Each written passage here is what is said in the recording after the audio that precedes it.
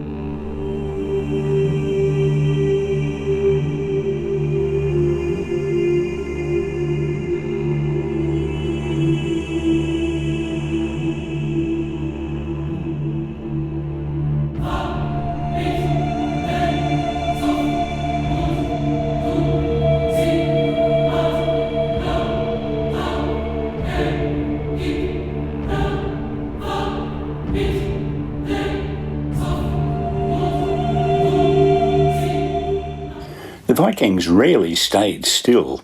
Their voyages carried them across the Baltic into Britain, Ireland, France, and eventually North America. They travelled in search of new lands, influencing language, trade, technology, ideas and culture. History often focuses on battles, yet the enduring influence of the Vikings came from movement itself. Every voyage created connections between places that had once been isolated. We all intuitively recognise this principle. The greater we explore the world, the more we learn about new cultures and new ways of seeing life lived.